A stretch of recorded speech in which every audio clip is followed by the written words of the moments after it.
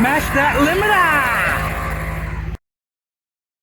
Hello, everybody. Welcome to the podcast today. Hey, Hello, Spliffy. everyone. How are you? So today we're going to be talking about a little bit of somber stuff. Somber as in like shit that happens to people and they can walk away from it, and it's just crazy. And Spliffy, you've told this story in the past of what happened to you, but you can obviously reshare that again with your road crash. Yeah, sure. Yeah, so that's what it's about. So there's a couple of events that have happened recently that sort of just like really bring it into perspective how lucky we can be. So the other night I had a call out to my first road crash with the CFS, and there was a full team, a truck, and me and my captain. We were in the quick response vehicle, and in the end, the town that happened outside of they sent a truck as well, so we ended up turning our truck around, and we just went up in the QR, and it it was like this sort of stuff doesn't bother me in the sense of like I've never been the sort of person to take things personally. But it just goes to show like that a series of events can happen that can like really make or break, and it's nice when it makes like it you're able to like survive is what I'm getting at. Yeah. Yeah, so like we get there, it was a young girl. I'm not going to give too much information on age or anything like that. She was by herself. And she lost control and rolled it 1.5 times, the coppers reckon. And she got flown out a window as well. When we got there, she was laying on the ground, just outside of her car. The ambos were already there, and the police were already there, and the other fire crew were there, and then her family friends were there as well. So, she was conscious and stuff like that. She was obviously like distraught and in pain and whatnot, and yeah, they were able to load her up and put her in the ambulance, and she was talking to them and whatnot. She was like clearly distraught. Me standing there like a stubborn mullet, not knowing what to do, just trying to get involved. Like it was really good watching my captain just get in there straight away. He's automatically straight with the ambos, helping her load her on the stretcher and that, and then loading her on the bed. And he automatically knows how the bed works because he's been doing it for years, so he knows exactly. And he was even putting like the Ambos stuff away, their bags. He knows exactly where their vans, everything's set up on their vans as well. So it's just like really good. And then I was chatting with the police as well because small country town, we're all friends. So Yeah. so it was good. Like it was good. Like and the car was it was wrecked, but yeah, she like it was off on the side and it was on its side facing the road, so the front of the car was facing the road.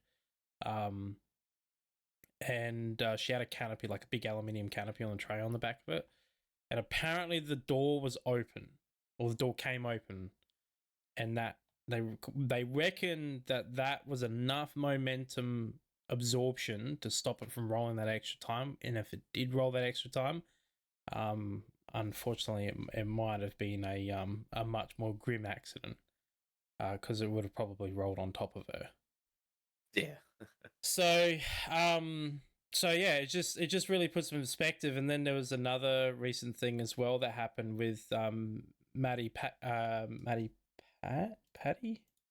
What's his name? Mike Paddy. Do you follow him, Spliffy? I don't think you do you? No, I don't think I even know who that is. So Mike Paddy, you remember when they did the Red Ball Challenge where they got that plane to land on a helipad in Dubai? I think so, actually. I haven't. Like, it was Vaguely a remember? long Yeah. time ago, was it? He's the guy that built it. Right. He built the plane to do it. Yeah. I mean, it obviously started off as a plane, but then he modified it and built it. He rebuilt the whole fucking thing to be able to do it. Right. Let's be honest. Mike Paddy's a YouTuber. He's an engineer, and is an aeronautical engineer at that. Well, I don't know if he's an aeronautical or an astrophysics. He might be an astrophysics. Well, his knowledge I'd is imagine insane. that aeronauticals Aeronautical, as far as I know, is Or it's aerospace, I should say, aerospace. aerospace. That Yeah, aerospace that's the one engineer. I'm That thinking that of. probably Yeah, sounds a little bit more. I, th- I, That sounds a little bit more accurate. I think he's an aerospace engineer. I'm not 100% too sure. Point is he's got a full workshop. Like he builds planes for fun. Yeah. You know, these are multi-million-dollar planes, and he's a world-renowned builder too. He built the Draco. He's recently just built Scrappy, which is a search and rescue plane. It literally Yeah. has two motorbikes, electric motorbikes, on the fucking rings of the plane. As the engines. No. So then that way he can land in rough terrain and then go searching because it's a search and rescue. Oh, okay. So, and it's got a big fucking oversized motor in it too. I'll show you. Just because why not? Yeah. Yeah. All right. So, hang on a minute. It's give me a sec. Yeah, that's it. That's Scrappy. That's his plane, Scrappy. Oh, I see. Yeah. Okay. So yeah, so he's got two bikes on either side of it. So the idea behind it is he can land in rough terrain, and then he'll land, and then he'll get on the e-bikes and go searching on ground. And it has medical kits and stuff like that on it as well. And he has already done search and rescue with it. With success, I'd imagine. Oh yeah, definitely. Yeah, okay. Search and rescue of planes is pretty good. He built Draco, which is this plane here. It was the world's champion store plane, which means it can land on a very short, like it can store so good it can land pretty much on like a runway that's like nothing. I think it can land. I think I could be wrong. I think it can land within the 20-meter strip. That's not bad. That's pretty fucking impressive for a plane. It's crazy how slow this thing can fly and how fast it can fly because it's got a turboprop in it as well. He crashed that and he's rebuilding it now. Yeah, he made a couple of mistakes. Yeah. He also built a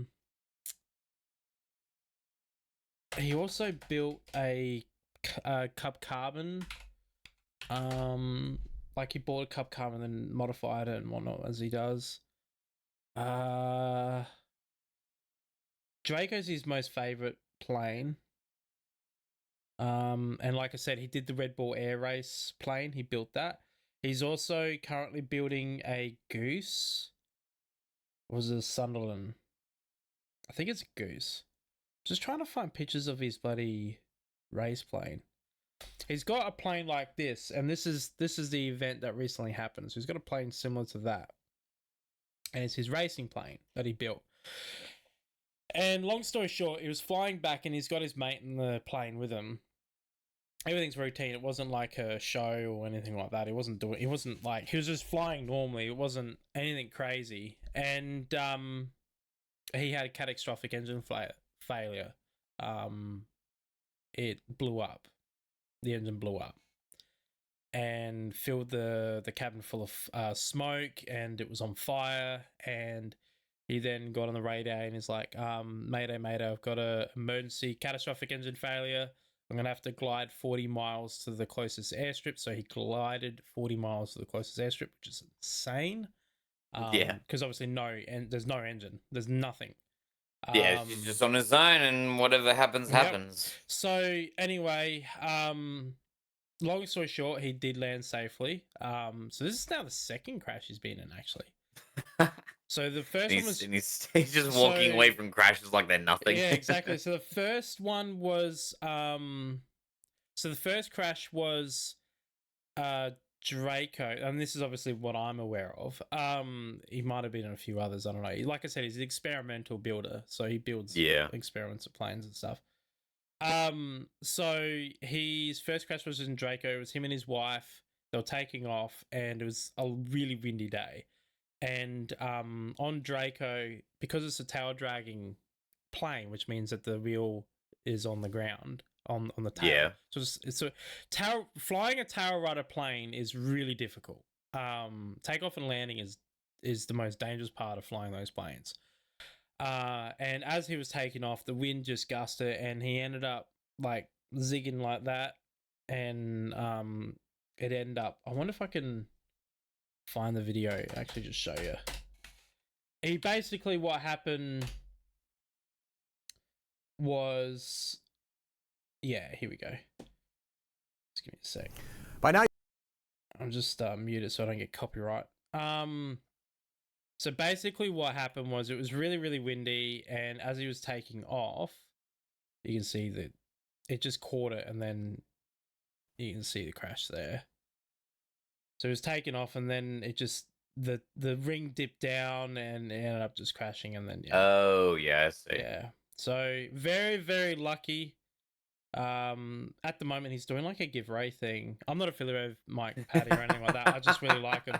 But on his merch stuff, he'll give you like a piece of Draco. So he's cut up Draco and like made little keychains out of the parts of it. Oh.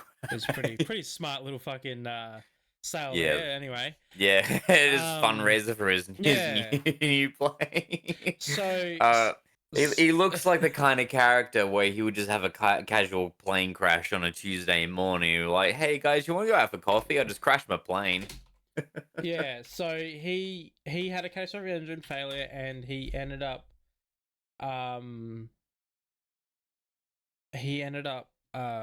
like getting out of it, and then heaps of people were like, it was big in the aviation community online. Oh yeah, like bet. everyone was putting their 2 cents of what could have went wrong. Yeah, Obviously. as you do. So, and the new plane that he's building as well, a little bit of tangents, the Goose, that one of these ones here. Yeah. Though I think the one he's actually building is a bigger version. I think it's a different plane, but it's the same design. Of course it is. Anyway. Because doing things normally with this No, guy no. is just not an option. No, it really isn't, is it? It's crazy. Anyway, so he just released a video. I think, when did he release it? Was it today? Yeah. Oh, really? Today? 12 hours ago. Yeah, today. Wow. Okay. So at least Talk about timing. He released a video explaining what happened, and he was like, people were saying that it was the turbo, one of the blades in the turbo fan had come out, which caused it. Other people saying this. I thought it was this, and he's like, and we took it apart and we diagnosed it, and we were all wrong, but we're all right. Oh, yeah. He's like, I don't explain. It said everything that we thought it could have been did fail, did explode. But what caused the chain of events to happen wasn't the engine. It was the gearbox. The gearbox? It was the gearbox. The gearbox caused all this catastrophic failure on the engine. Wow. Yeah. Okay. So, so what he explained was, so the engine came. So this plane he built as a racer. So it's like it can fly crazy speeds, like close to like not too far from max speeds in a propellered plane. Right. Yeah, he did do work for Cletus. Kim and Cletus, like he's big. He's well renowned as a builder in planes. Anyway, so what he bought this engine from a certified PC. It's a Pilatus.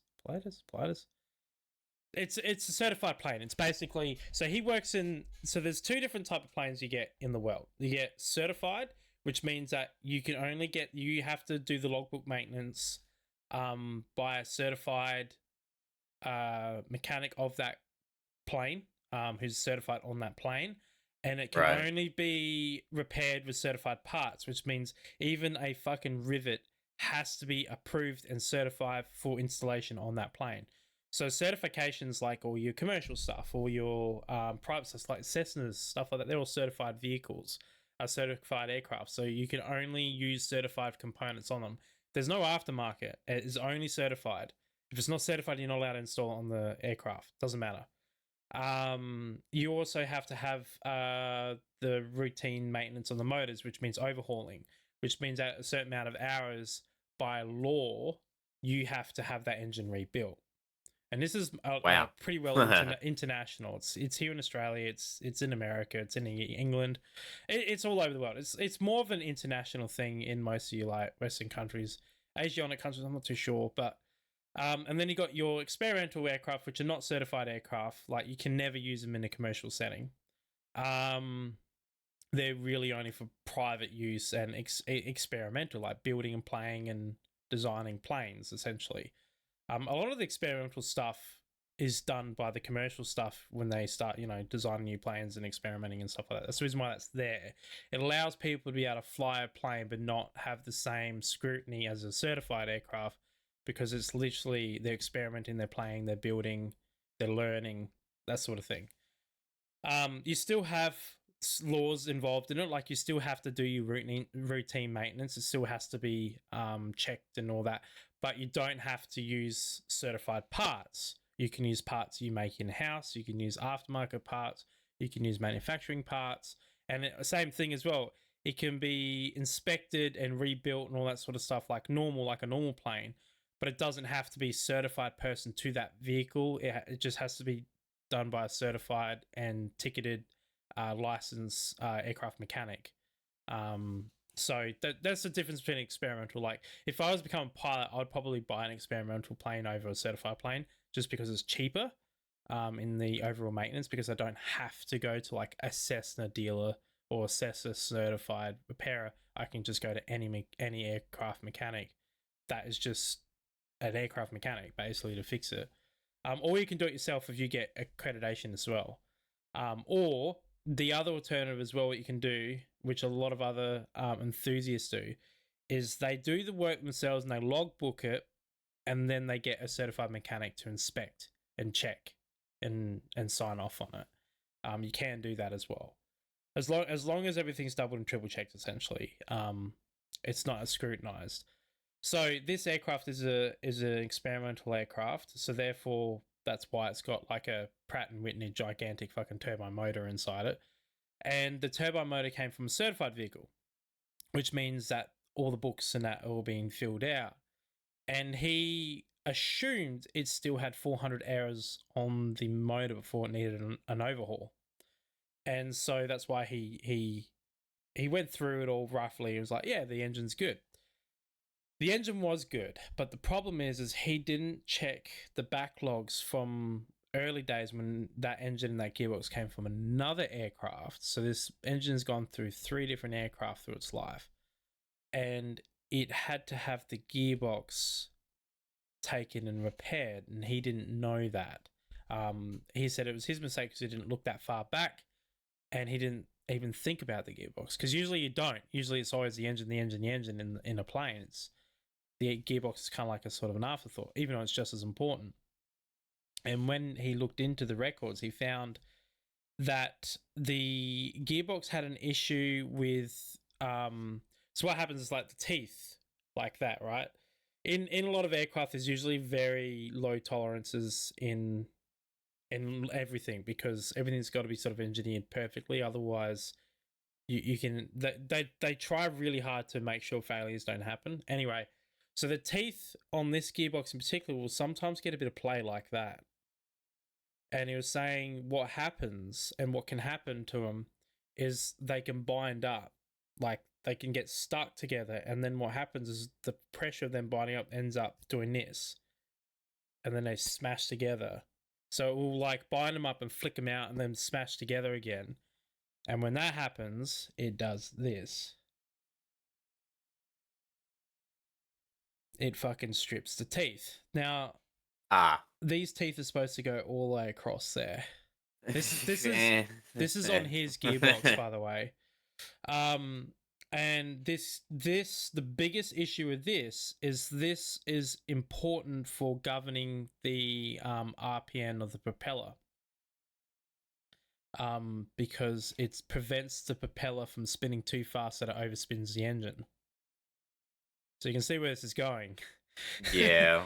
So, say for example, 80,000 RPM is the max limit of the turbine motor. Yeah. And this isn't like this plane. I don't know. I can't remember. He did say the RPM. You have to watch the video yourself. Um. Anyway, what happened was obviously when this stripped, the RPM was no longer being governed, which means the propeller just ended up spinning just continuously faster and faster and faster and faster to the point of failure where the engine exploded. Yeah, that makes sense. That would be the reason why. Oh shit! That would be Yeah. the reason why Yep. it Yeah, it exploded. fucking exploded on him, and then yeah, he landed safely. He was able to glide 4 fucking miles, 40 Oh miles, wow. 40 miles safe. So that's quite a distance, without an engine. I mean, yeah, he was high up, so lucky, but it just goes to show like how good of an engineer he is. That like all planes have to have a gliding capability, but the fact that But it, he's good enough to that, design his planes to be able to glide quite well without an engine, that's pretty good. yeah, I mean, That's like pretty good. I mean, yeah, cool. It has to have a gliding capacity, but you know, everything has to come to an end eventually. Yeah, so yeah, he landed successfully. He didn't crash it either, so that's good. And then they immediately got the fireys on dousing the motor. It wasn't like on. It was on fire, but it wasn't like the whole thing. Like you didn't actually visually see it. It was like inside the engine. Being at that high as well, um, the flame wouldn't have been that big because there wasn't much oxygen. Plus, it was really cold. So yeah, fucking talk about luck. And then obviously your story, Spliffy, with like share your story again with your accident. So, okay, just to give context, because it's very important, because otherwise it'll make me look like a negligent driver. To give context, I think up until this point, I had done Can what, you damn near 40 hours in 4 days, can you reshare your picture so I can get it up? if I can find them. Yeah, if you can find them. Actually, I really don't remember where I put them. In all honesty, sorry. I might go back through history. Anyway, continue. Yeah. So maybe you find them while I Yeah, recount the story. I'll look for them. Yeah, So I had done damn near 40 hours in 4 days, and what was it? I was asked if I could do another day. It was basically, you know, on the Thursday, start at 4 a.m., finish at 2. Friday, start at 4 a.m., finish at 2. Saturday, start at 4 a.m., finish at 12. Sunday, start at 4 a.m. and finish at 12 again. And I was asked if I could just do the open again. And I thought, yeah, sure, why not? I didn't really take note that it was a public holiday the next day. I just, they asked me if I wanted to do some more work, and I said, yeah, sure, why not? Start at 4 o'clock and finish at 9. Go home and have a nap. Yeah, sure, whatever. But I I was so dead tired on the Sunday. The moment I got home, I was in bed, and I was in bed the rest of the day, or leading up until basically the next day, right? yeah, Which unfortunately I had forgot to set an alarm as a result. So I meant to start at 4 a.m. I get a message from my manager at I think it was 17 past 4 in the morning, yeah, asking me if I was still doing the open. I realized, oh crap, I'm incredibly late. So I grab all my stuff, I grab all my stuff, jump in my car, and then I'm driving down to where I work. yeah, And I had gotten my red peas 5 days prior, so I was very, very green behind the ears in terms of what happens if I get pulled over for whatever reason. So I'm thinking, oh crap, in my mad rush to get out of the house, did I grab my wallet in case I needed to show, like, ID and whatnot, because I didn't know yeah, if the paper ID that they give you in between the period that you pass your P's and you get your actual plastic card license. I yeah, didn't know if that would suffice if I got pulled over that day. So I thought, oh crap, I'll just have a quick look. So I don't know, like, what possessed me while I'm driving to look over at my passenger side, my passenger um seat. yeah, Um, but it also never even occurred to me that I didn't even have enough light to actually see if I had it anyway. So so I'm looking over. Apparently, it only takes 1 second. Because I looked over, I looked back, because I started to hear the sound of gravel underneath my yeah, tires. and I looked forward, and I'm heading straight into a concrete light post. I was gonna have a head-on collision with it essentially, and in my moment of oh shit, I yanked the steering wheel to the right and caused the car to overcorrect. Yeah. And what ended up happening was I drifted the car over basically over both lanes of the road. Um, I then what was it? I then uprooted a small tree Yeah. that as I headed down into a ditch because the road was elevated that goes down into a ditch that then goes into a paddock. So I'd cleared the fence that I had cleared the fence not a very high fence, of course, but I cleared the fence, uprooted the tree, I must have done a 360 followed by another 180 Yeah. degree of the car. I flipped it like all I don't think I didn't flip it. But essentially I was facing one direction when I hit the tree, and then I was facing the complete opposite direction by the time I'd come to a stop. Yeah.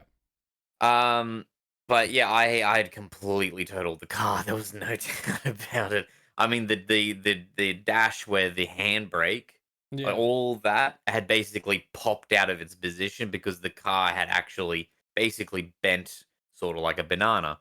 Yeah. Um, and what was it? And then I sort of got out of the car and then sort of freaked out. Thought like, oh shit, the what? I don't know what to do. So I called up my manager and then went through the whole process of calling the police and the ambulance and whatnot. Yeah. Um, and yeah, that was a pretty intense. Did you get fined for it? Weirdly enough, even my mom Yeah. was like, okay, what happens now? And then essentially it was just and then and then the police just basically said, yeah, like nothing really happens because basically what normally would have happened, I think it was Yeah. only a matter of months by the time this change had been made. Yeah. If that change hadn't been made, I would have been done for negligent driving. See, However, I think it's wrong. Like, alright, if you're drink driving, yeah, I can understand being fined. Like, I so can, here's the thing, right? Here's but the thing. I learnt some years later that that I wouldn't have been fined yeah, unless I went and sought medical attention, in which case then it becomes negligible driving, which is kind of fucking that is weird. weird. Yeah, That is weird. It's all like, yeah, what's going on with that one, Chief? yeah. That's dumb. Yeah, like if you're on drugs or drink driving, I don't think you should be fined. If you fall asleep behind the wheel, or even if you something like that. Like obviously it's case by case. Like if you have a full on rollover, no one else is at fault, all that sort of like no one else is like hurt. It's just you and your car. I don't think you should be fined because you're one replacing cars probably more expensive than the fine anyway. yeah. That's punishment enough. That's punishment enough, and two, you're gonna fucking remember it. Yeah, you won't make that mistake Yeah, again. I you sure as won't. shit haven't. Nah, definitely won't do that again. If someone's like hurt, I can understand why you would get a fine because they have to. But if it's just you and your car, like, and no property's damaged, you in an open field or whatever, I don't think you should be fined. Unless you're drunk or drugged, because that's that's just dumb. That's a different level. Like changing music in a you, song or anything like that, you shouldn't do it, yeah, but like you're not going to do it after this event where drink driving and drug yeah, driving, you're more likely to you're do it more again because likely you're to do not it really again. consciously aware of what you're doing. Yeah, and usually people who drink and drug drive generally don't give a shit about the rules Yeah. anyway. Generally. Not everybody, but generally. Some people, maybe they just panicked because they couldn't get home or something like that anyway. But either way, like I do think you should be fine for that. But if no one's hurt in like your situation, I don't think you should be either. But you know, it's just crazy because like I haven't been in a situation like that, but I've heard so many stories. Like a guy I worked with when I was at the door hardware company, he told me that the same thing. He just happened to be looking at his phone and not paying attention, and he ended up rolling. He said 3 times. Wow.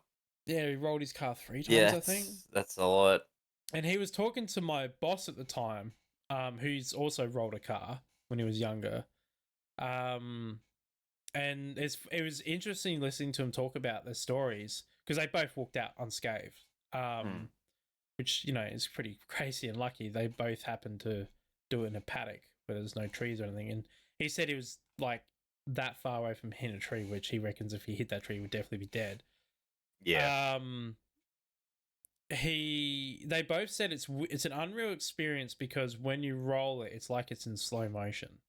Yeah, no, it's 100%. That's Yeah. the other thing that happened is that the moment that I knew I was about to hit this tree, my Yeah. hearing completely cut out.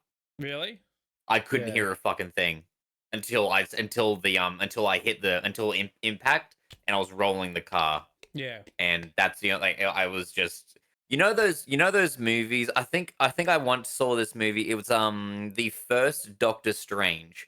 Have you ever seen that movie? Yeah, yeah, I like the first Doctor Strange. Okay. They go to that mirror So universe. Oh no, when he you crashes you his know Lamborghini or yes, so Ferrari. when he Yeah. crashes his Lamborghini and you had that audio cue where it sort of went everything sort of shifted up a pitch and then just cut out. Yeah. Let me That's adjust this. 100% accurate. Yeah. Sorry, it's just adjust that a bit. Yeah. It's looking at an ugly part. There we go. Yeah. Yeah. Well, Yeah. I've never experienced anything like that.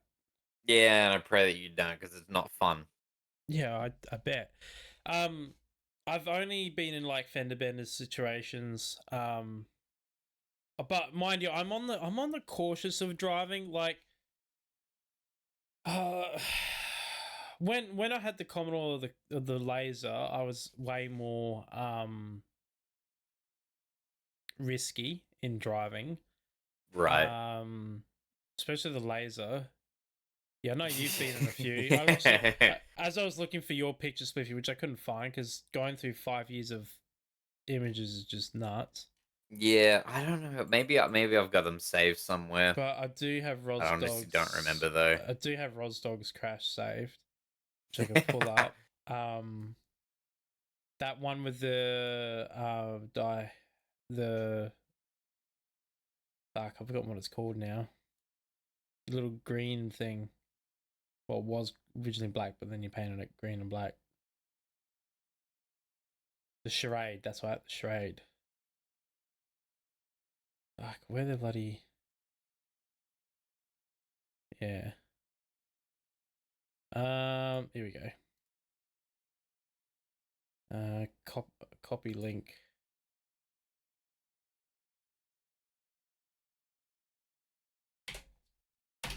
Yeah, I've been a bit risky, but not crazy. I'm a little bit of a cautious driver.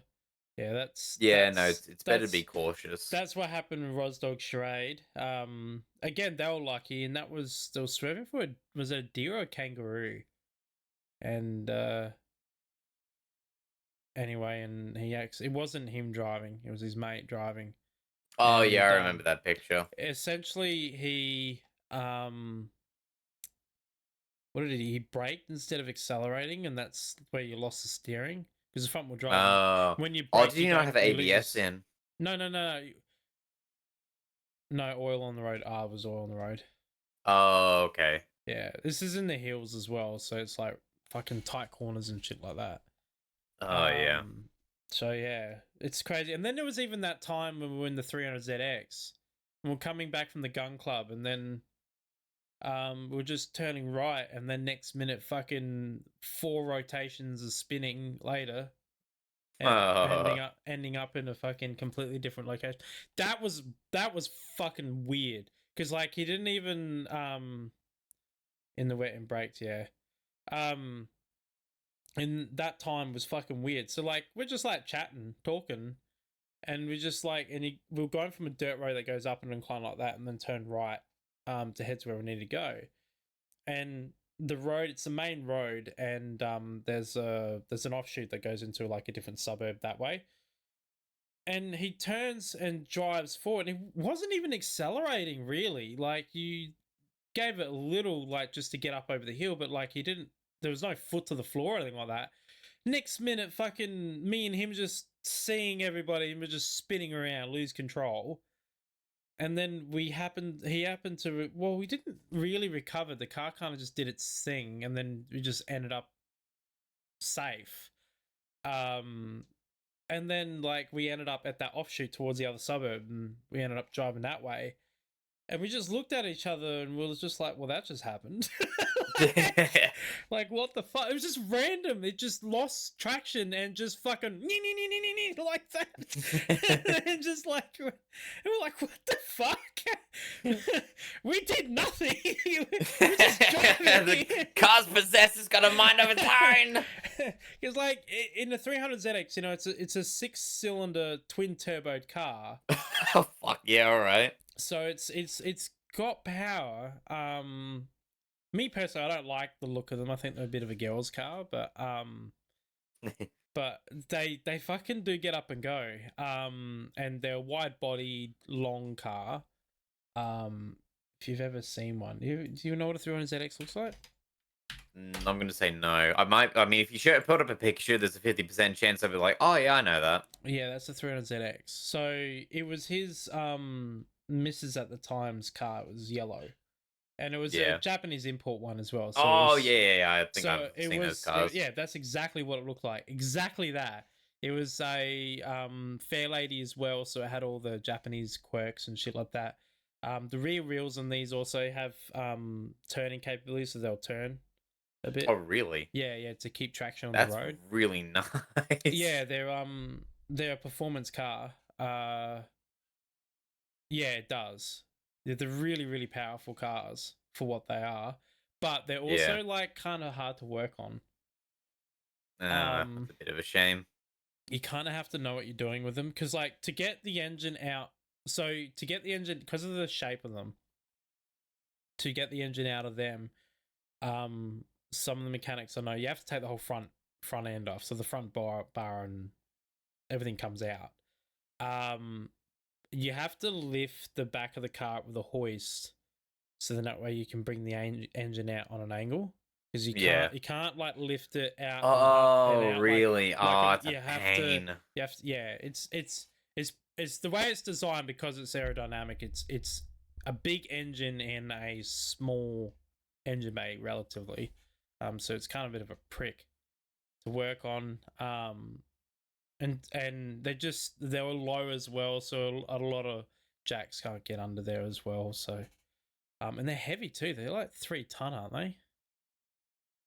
3 ton. Oh, the whole car. Let's say the engine. That's the whole big. car is 3 ton, I think. But that's still really, really heavy for what it is. Yeah, they're a heavy car. The reason why they're designed to be heavy, so then that way they can handle better. Oh, okay, but yeah. But that I feel like that would go through fuel really quickly. Not really. Really, that is surprising. Yeah, they're not that bad on fuel. It's because they're twin turbo. Okay. Believe it or not, turbos generally make the engine run more efficient because it gives it more air. Therefore, you don't need as much fuel. Oh, okay. Yeah, generally. Generally they're better on fuel. If you just baby it, like you put your foot down though, it's a different story. Then everything fucking opens up. But yeah, so that's a picture of the engine there. That's maybe you should put a turbo on my Astra. You'd blow it up. Oh, I'll wait till it gets to 1,000,000 kilometers and I'll start modifying the engine. It would be a fucking fun. It would be fun for that 3 seconds though. Yeah. For the 3 seconds. For the 3 seconds, it'd be really fun. Best 3 seconds of my life, and then the fucking thing explodes. Fucking fuck.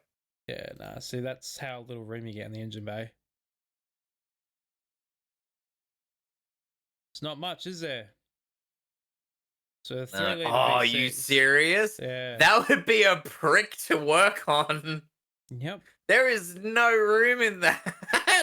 Yeah, they're fucking cunt. Do you have to take a Warren Wasdog, do you have to take the intake manifold off to replace spark plugs on them like you do with the V6 Commodores?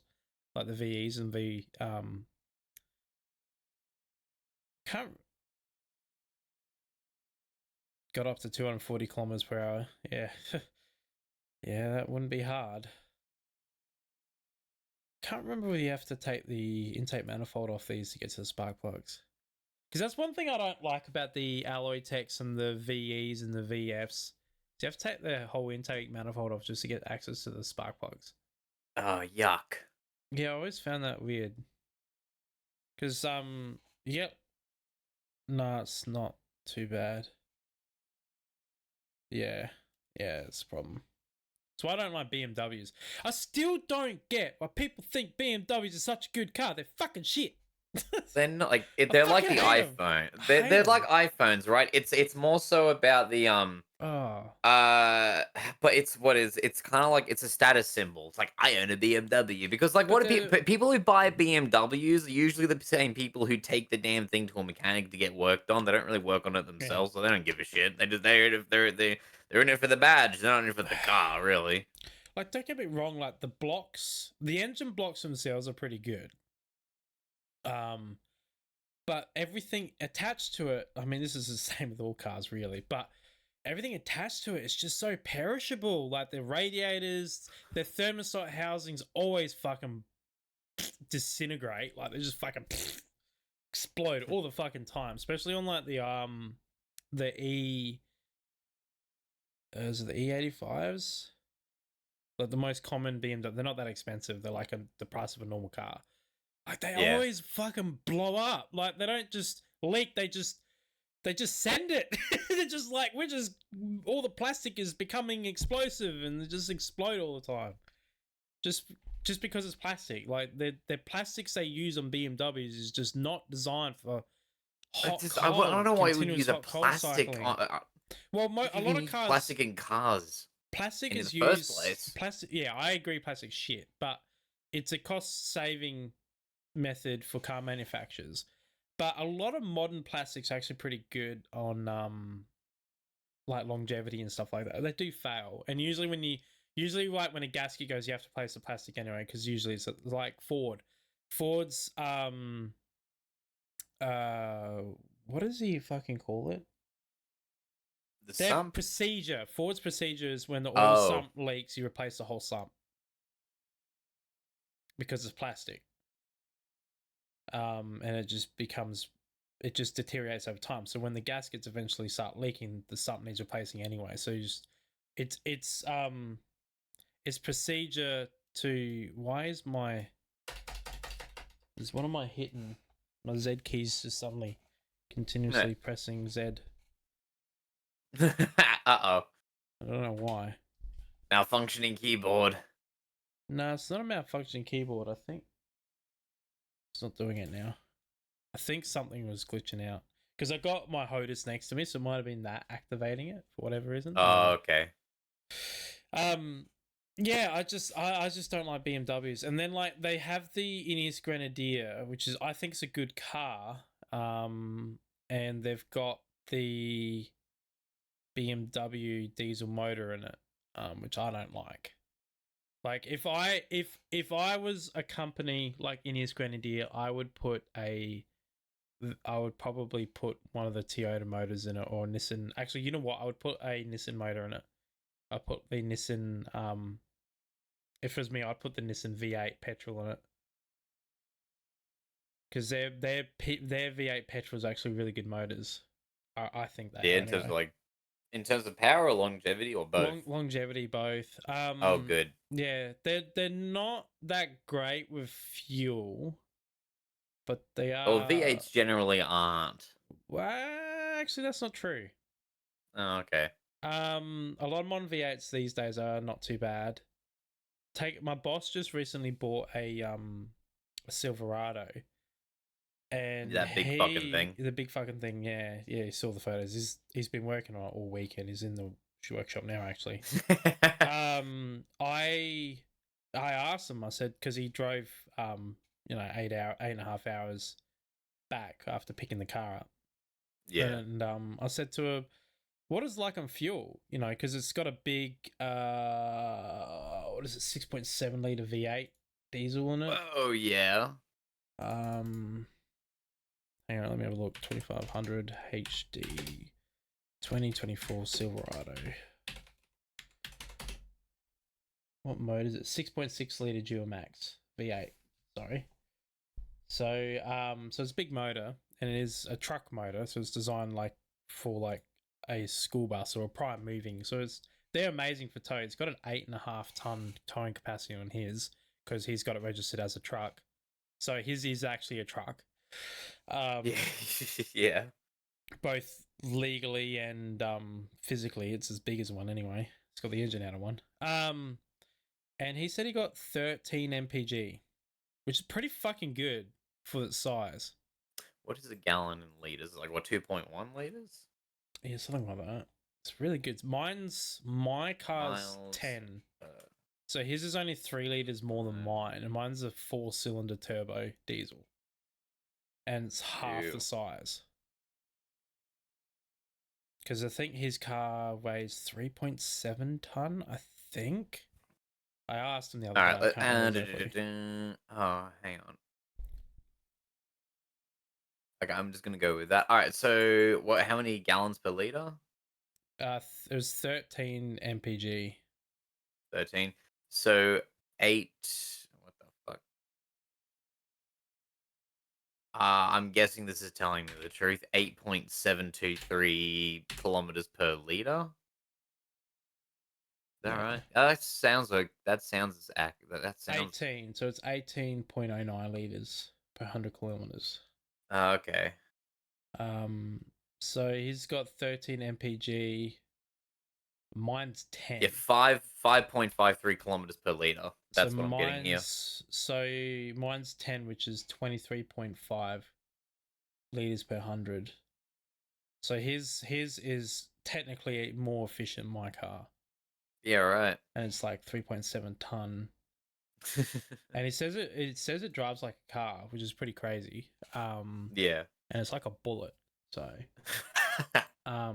yeah, it's really, really cool. And the reason why him and a lot of people in Australia, I see it all the time. A lot of people are like, why are you buying a big American pickup truck? This is Australia. We're not designed for this. All right, the reason why is simple.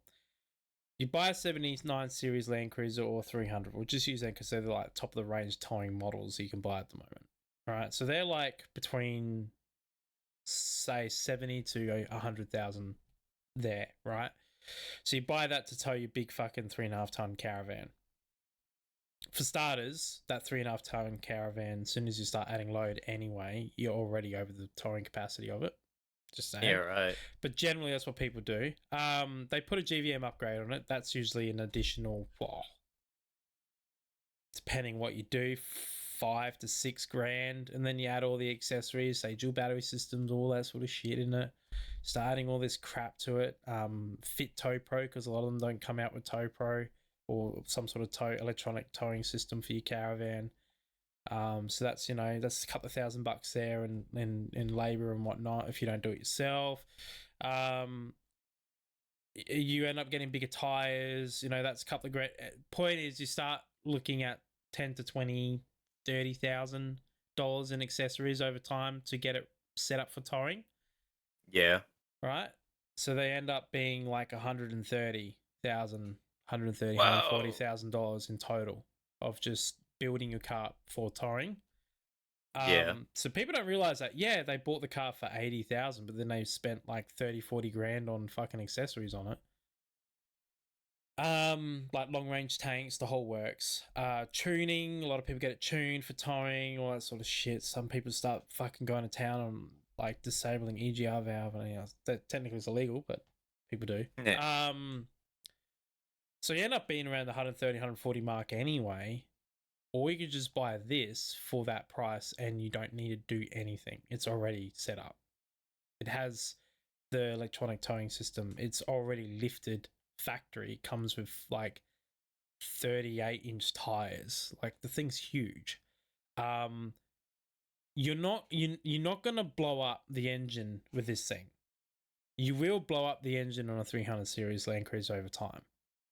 You will, because carrying that much weight on a caravan for quite a few years times, if you don't replace the injectors at like the 150 mark, you're gonna end up blowing your motor. You just will, because the engines aren't designed that great for towing, because they're a small engine with a big fucking load all the time. Now, if you're like a weekend warrior, say if you don't tow that often, so you tow seasonally, you'll probably be fine.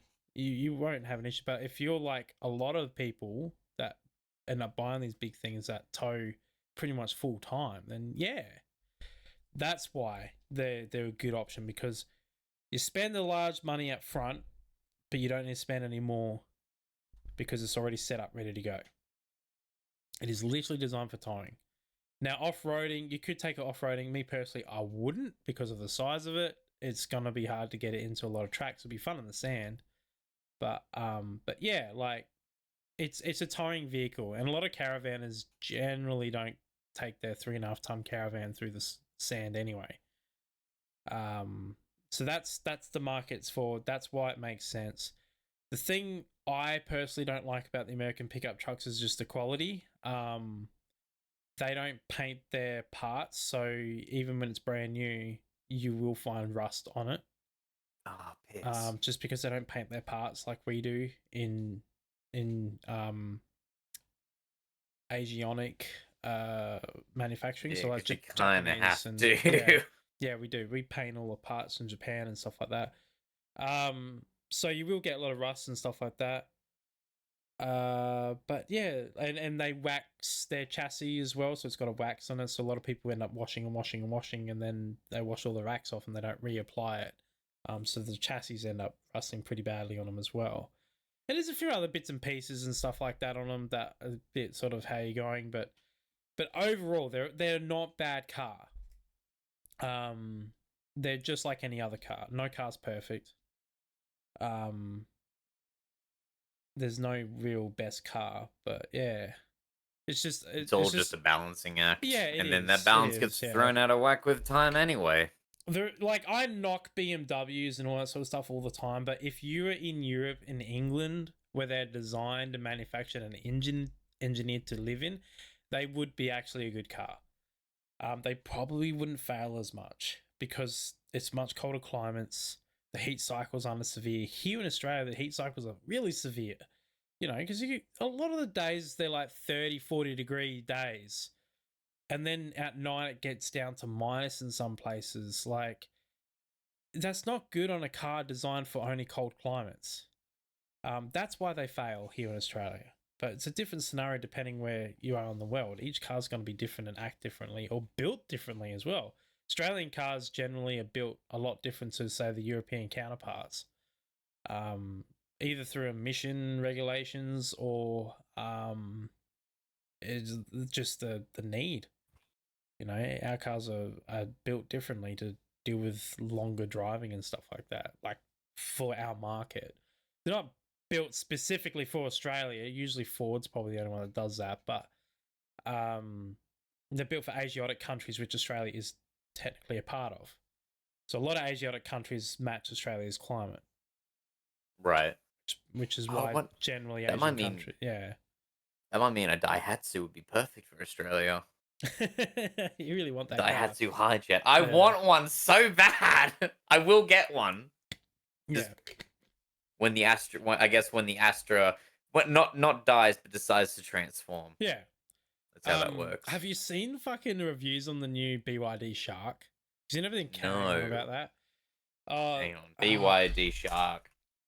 Hang on, I need to remind myself what these things are. It's a new electric. Full drive.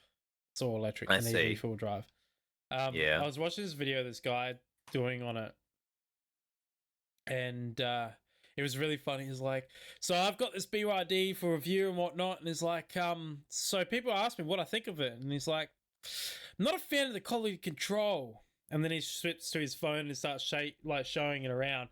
And like every single trim the seat, everything's like, like still like going like that, just vibrating apart, and he's just like, Oh. he's like, not a fan. It's like, look at the seat, and the seat's just going like just fucking shaking so fast you can see the after image. Oh, really? Is that him just driving, or is yeah, it? no, he wasn't even on a dirt road, he was on the road. Oh. Fuck. And people were like to him, like, that's what you get for buying cheap Chinese shit. And he responds back, cheap? It is Chinese shit, but it ain't cheap.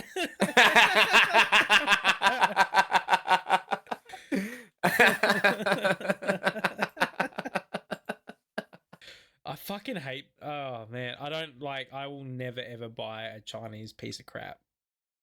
No, it would Never. take me. It No. would be $57,900. Yeah. Wow, that is Actually, expensive. I will correct myself. I was talking to the guys at work because we were talking about the LDV, and I was saying it's interesting how they have like a water cooled intercooling system. So Right. instead of I was wrong. They don't spray water in the intake to cool the air. They spray water. It doesn't spray. It has water in the intercooler to cool it down. Oh, okay. A lot of manufacturers do that now, so I'll stand corrected on that. So like the new 300 series Land Cruisers, they do it as well.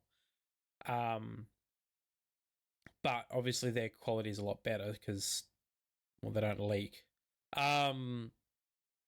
The reason why car manufacturers do this, like I said, is cheaper. It's cheaper to have a more compact intercooler system that just has water coming through it to cool it down than it is to have a big, massive intercooler take in a lot of air, and then let the air pass through to cool it down. That's the reason why they do it these days. So I thought LDV was kind of unique with it, but I was actually wrong. And I was surprised when he said that because I've seen heaps of 300 series Land Cruisers and I've been in the engine bays looking around and whatnot. I mean, obviously I'm not a mechanic, so I don't actually pull them apart, but Yeah. I didn't notice it. And then they said, no, it is like that. And I said, well, where's the bloody separate water reservoir? And they're like, there isn't one. I'm like, okay, that makes sense. So, yeah. Well, actually, did they say there wasn't one? One of the models that they were looking at didn't have one, but the others do. It's just hidden somewhere. They said that. Anyway, it doesn't matter. Either way, I'm just correcting myself that I was incorrect on that. So thought I'll put it out there. Fair enough. But I still hate LDVs. I still think they're a piece of shit. They're good. They're a good car if you have if you're a company and you want a fleet of cheap vehicles. Yeah, get them. Nothing wrong with that because you're gonna piss them off in 5 years anyway. But if you want to buy one personally, which I've seen a lot of fucking tourists been doing that, don't. It's gonna bite you in the ass. Yeah. And so far, it's bitten a lot of people in the ass. A lot of people. It's not as bad as that Indian brand. They don't even have a fucking dealership in most states in the country. What's So why would you buy a car? Which Indian brand? Oh, what the fuck is that piece of crap? Hang on, I'll show you a picture.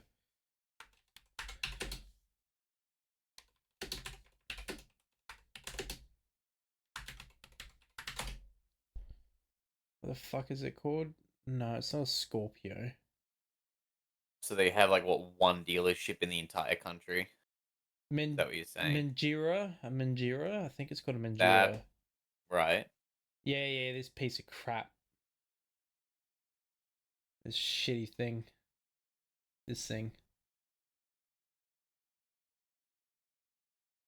37 to 38,000. I wouldn't even pay fucking $2 for the piece of crap.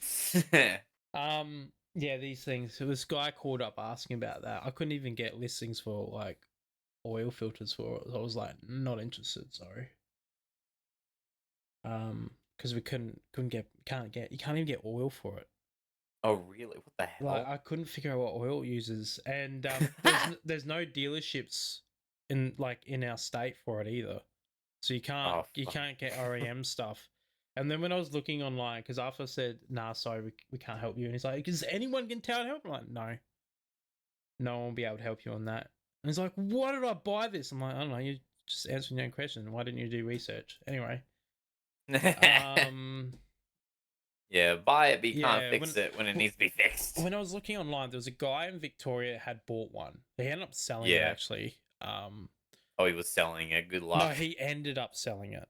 So Oh, he ended up selling he it. was suckered into buying it by the sales rep, saying that they're a good car and all sort of stuff. And after buying it, he was already having warranty issues, like after literally driving down the road. Oh, are you fucking serious? Yeah, they're really, really shit. I mean, you, a salesman's job is basically try to get you to buy a piece of like a literal. If they could literally put a Yeah. turd in their hands and Oh, say yeah, it's yeah, an they amazing would, thing, yeah. that's their job. That's what they're supposed to do. Of course, they're gonna say it's an amazing car.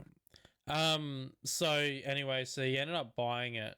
And he drove down the road and the CV axle collapsed on it. Oh fuck. Yeah, so he immediately turned around and went back to the dealership. And there's like, this just happened. And they're like, fuck. And then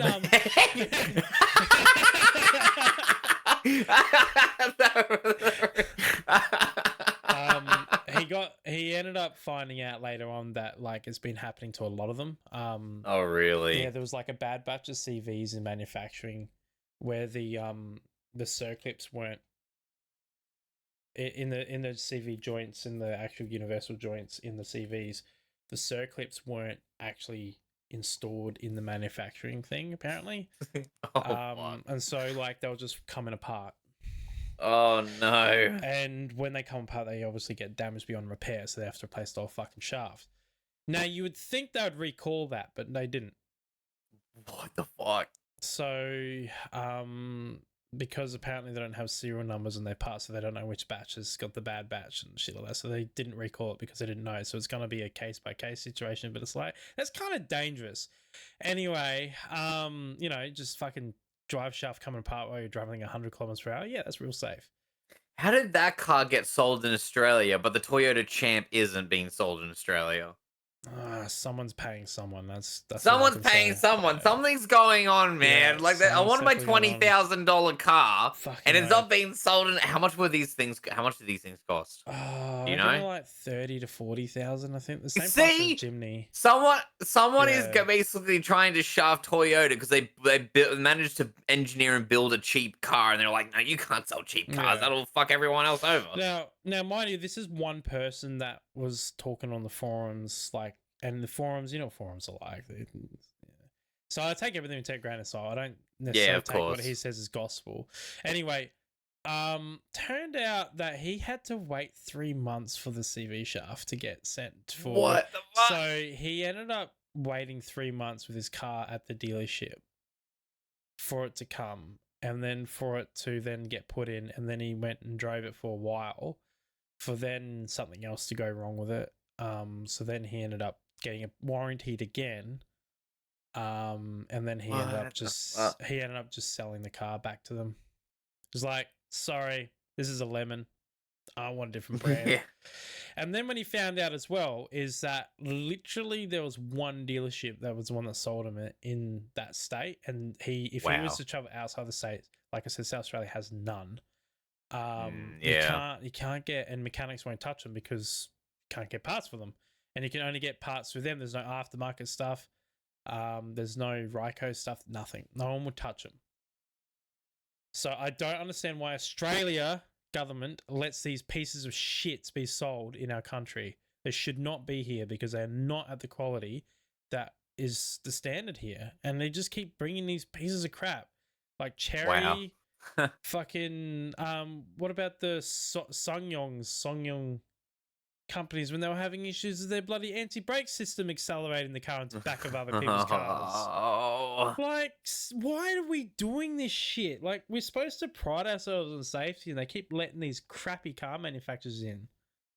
I'm all for diversity and competition because competition brings out ingenuity, usually cheaper pricing, all that sort of stuff. Like, usually, but China crap doesn't do that. And there's so many idiots that will just get sucked into buying these things because they're good pricing, but they're actually there's a reason. Yeah, there's a reason that they're cheap. There's you're also, gonna be spending more money on it to keep it on the road than you And would then have if you just bought a slightly more yeah, expensive car. they're like a printer, right? So like the first initial pricing, yeah, Asbestos. the original Great Wars had asbestos all through them as well. Are That's you fucking yeah, yeah, serious? all the wiring's asbestos. That's why Great Wall rebranded because of fucking how much shit they went through because they were I so wonder crap. what Yeah. happened to them because they kind of just disappeared off the face of the planet after everyone, No, it's after they still became extremely popular. they're still around. This is a Great Wall. Yeah. So what do Uh, they rebrand to? GWM. GWM. Oh. Yeah, they're Great Wall. Oh, okay. Yeah. Great Wall. GWM. Great Wall Motors. Got you. Yeah. So they rebranded to this symbol because I think it's the still same symbol, isn't it? I reckon. No. It's similar, but yeah, they rebranded because of how much backlash they had. But the thing is, like Great Wall, Soyong, LDVs, all that sort of stuff, right? They're cheap to buy, but their parts, man, are double the price of like Toyotas and Fords. It's ridiculous. So expensive. Yeah. So they fucking get you on parts. Yeah. It's the Yeah. printer economy, but with That's cars. that's what I said. It's the printer company. The first off payment for buying that print is cheap, but the fucking ink, that's what they get you. Yeah. Some of the ink prices are the more expensive than the printer. It's actually more cost effective to just buy a printer every time the ink runs out. Yeah. um yeah, it's crazy. It's crazy. Our country has just gone to shit when it comes to that sort of stuff. Quality control and stuff like that. It's just yeah, need to do something about it. That's for sure. Like, I don't get it. We can't lower a car for performance because it's deemed unsafe, but yet we can bring a car that literally can fall apart as you drive out of the dealership. Oh my god. It's something's going on. Yeah. Or an EV that hasn't been tested properly and catches on fire spontaneously. Because that's happened before with some of those, not like BYD. Like, don't get me wrong, BYD is like a higher quality EV car, and so is Yeah. like obviously Teslas and stuff. Like, they are higher quality, or they are tested properly. They're still shit, but they're tested properly. So I'll give them credit with that. Like, you know, and when something goes wrong, they do try and fix it. Except for Tesla with their door trim braking when you slam the door too hard. Fix that, dickhead. But in terms of their battery longevity and that, they've done really good in innovating and all that sort of stuff. So like, I can't fault them on that. But there's been like these other random brands that you sort of never see. They sort of came and they all caught on fire and then they sort of like disappeared. And I think it's because anyone can make an EV because they're actually pretty cheap to make. Right. Well, because you own like electric motors are cheap. They're not that expensive. Like, they're cheaper than an actual motor, like an engine. Yes, Combustion that engine. makes sense. They are cheap. The electronics are cheap now. Like, that's the reason why like Yes. Kia and all that are full of electronics, like ABS systems, all that sort of stuff. That's all cheap to get. It's not very expensive. You can get real cheap options. All the door trim stuff like that. Most cars these days are very similar, so you could probably build the body around one of the universal bodies that car manufacturers, like the actual factories, now offer. So you can make a body that's very similar to another car, so it's not much tooling changing. So it's quite, you can save money on that. And then obviously a lot of the lights and stuff like that. Like, a lot of cars just buy generic lighting systems and just strap them on, so all very similar. So again, the tooling doesn't have to change much, therefore it doesn't cost you much. You know, it's the only cost that's expensive on building and manufacturing an EV is literally the battery system, which would be the most expensive. Yeah. But it would be cheaper for them to buy than it would be for you or I to buy, because they get it at manufacturing costs instead of True. retail costs. So that's the reason why heaps of companies are doing it, because it is actually cheap to make them. Engines are hard. Engines are way harder because there's way more components. I mean, you think about like the fuel line, the fuel system, all that sort of stuff, where electric cars, you just have electrical wiring. It's way easier. You can pump them out a lot faster than you can a mechanical engine. And then designing and manufacturing the motor or picking what motor will work with the chassis. EVs, it doesn't matter. The engine's like this big, so you just stick it anywhere and away you go. You know, I mean, I'm simplifying it, but it is easier. That's why heaps of companies are doing it. There's heaps of That makes startups sense. in America and stuff that have all failed. I love that. It was like, I'm gonna do like the guy that did the CEO of Wildcard. Did you hear about that? No, I didn't. So you know how they brought out Arc Extended? The video game? Yeah, the video. Yeah, yeah. Yep. So there was Arc, and then Arc Ascended, and then there was that other piece of shit game that they brought out, which was just a carbon copy of Arc, and it just flopped hard. Yeah. I've forgotten the name. It's not even worth mentioning it. So the guy that is in charge of that company, the reason why they brought out Arc Extended because they ran out of money because they used it all on a startup for an EV car manufacturing business, Fuck's and it sake. flopped hard. He went bankrupt. Yeah, holy crap. Didn't even make one vehicle, like one fully on the road vehicle, and he went bankrupt before he even got to there. And then he's like, "Oh fuck, I've used all this money up for this game that I'm supposed to use this money for this gaming company." So then he's like, "I know what we can do. Let's take everything that everyone's been complaining about with Ark for years, and let's just make another game and sell it for double the price of the original game." And then he does that, and then the dumbasses all buy it all and go, "This is way better. This is exactly what we've been after." It's like, oh my god. You've all been Far out. scammed out of your money. Oh, Jesus. Anyway. It's funny how we go from like today we went from like severe crashes where like we're lucky to be alive to like being ripped off by multiple companies. Yes.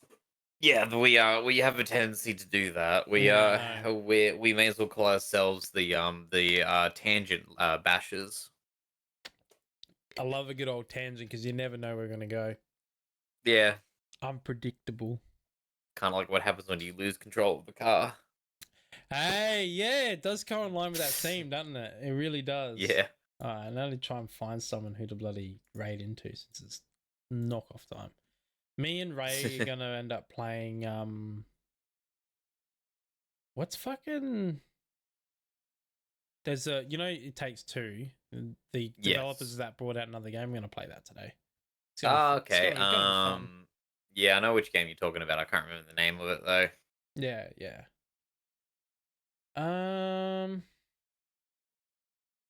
I don't know what sort of person to raid into, to be honest. It's It's always it's a interesting venture. What wants to know is why an orange is named an orange, whether it's because of the color or the taste. I think the color came because of the orange. I'm pretty sure from memory. Like the No, I'm pretty no. It was the first the color, orange then the fruit. no, it was the fruit then the color. What? Yeah, it was the fruit then the color. That's the reason why we I got. don't believe you. I reckon it was. Let's look it up. I don't believe you. What are the? Well, okay. So let me put this into perspective. Isaac Newton basically separates white light, right? He's got Yeah. red, orange, yellow. Actually, no, he doesn't even have orange. He has red, yellow, green, blue, and violet, right? And no one comes up with a name with until someone just says, "Oh, hey, look, there's a fruit. It's currently well, we need to come up with another name for it. Let's call it I don't know. What should we call it? Why don't we just keep calling it because then someone's like, no, that doesn't make any fucking sense. How about we just call it orange? Because that's what the little orange told me. The word And orange for the fruit predates its use as a color. Name originating from Sanskrit word, I'm not going to pronounce that, meaning orange tree and eventually becoming a color term in the 16th century. oh, you fucking serious? Nah, this is fucked up. Yep. What was it before? Yeah, orange came first. Hang on. No, I need okay. Yep. Okay, what's the date of that? Well, the 16th century is when the color orange was invented. Yeah, and then Isaac Newton discovered Isaac Newton's not old. I understand he's not 19 old. He's 19th I'm century, trying. isn't he? I'm trying to work out how the fuck the fruit was invented the color, and then Isaac Newton separated the light and says, "Oh, hey, it reminds me of that fruit from that tree. Let's call it that." He never called it orange. Orange was What did he 16th call century. it? I don't know. Isaac Newton. I'm not Isaac Newton. I'm not asking if you're He's- Isaac Newton. I'm asking what Isaac Newton called orange before orange was known to be orange. I don't know. He might have called it a different name. Is Isaac Newton? What That- fucking okay. country is he on? What? He's English. Wait, Isaac Newton's apple tree is still around? Wow. Yeah, What so did Isaac Newton was after the 16th century. He's 1727. Right. So, yeah, the word colour orange was just before him when it came into being. And it would have been an art thing Okay. as well. It would have been an artist that came up with the colour orange. Orange. I don't get, why did it take 1700 years for some wanker to go, oh, gravity's a thing? How dumb were we? Pretty dumb. We're pretty dumb. Like, we're really, really dumb. Like, when you think of, like, technology and, like, how far we've come, we've only really come far in probably... Last 200 years. Yeah. Like, even the 17th century of Isaac Newton, like, revolutionizing about the gravitational theory, it's like... I think the reason being is because everyone believed that the universe revolved around the Earth, and so as a result, no one would have even thought as to why everything would have been attracted to the Earth. I guess, but... I mean, like... Everybody knew gravity was a thing. Like, you jump, you go back down to the ground, but no one just wrote about it and made a paper about it. Like, it was just Yeah. like, it was just like, huh, wait a minute. No one's written about this or tested it. We've only been alive for fucking thousands of years. Fucking.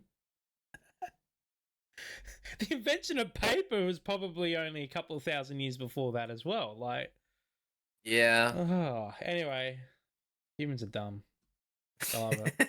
I love it. It's fun. I'm just trying to find someone interesting to bloody raid into. Someone who won't ignore us. There's been a couple of times we've raided into someone and just like didn't even respond. Oh, okay. So I'd like someone to Can we find another Russian, talking about cheese? No, that was really weird. I don't know why I did that. I want more Russians talking about cheese. My whole like suggested stream was Russian for like 3 days straight. Or something like that. Oh, Christ. Let's raid into this person. Okay. They're just chatting, so why not? Oh, just chatting. Just chatting. All right, Just anyway, chatting. See you later. What? I was saying, see you later. I'm sort of just reflecting on the stream of the last hour and 23 minutes. I'm just being a giggly bastard. Giggly bastard. I'm being a giggly bastard. Can I talk Fuck about it. one more thing before we go? Yeah, sure. Why? What are you fucking laughing at? What is so funny? You've gone absolutely fucking hysterical over. So last night, you know how we did karaoke last night? Yeah. Okay, so What? What? this one guy was singing, but he was giving it every fucking thing. So he basically this one guy is like, dude, your fucking neighbors are gonna fucking kick you out, like, and that sort of encouraged him to just fucking sing with all of his fucking heart, especially in the choruses. Like he would be just fucking megaphone loud last night. and I couldn't stop fucking laughing. And then it came to my turn to sing, and I just fucking couldn't because I was too busy laughing. Oh, last night was just too much fucking fun. And like the two songs that I remember him singing were like very loud choruses and very loud lyrical stings, and I couldn't stop fucking laughing. That's like, And there's other guys like, dude, those neighbors of yours are gonna fucking start fucking knocking down your door any moment. It'd be funny as if that actually Oh happened. fuck. I just remember that guy that was fast asleep snoring his head Oh off. yeah, that was after that. That was so I think that random. may have actually was that one. No, it wasn't. It wasn't him. He basically was like, "Guy, like, dude, your neighbors are gonna break down your door to tell you to shut up."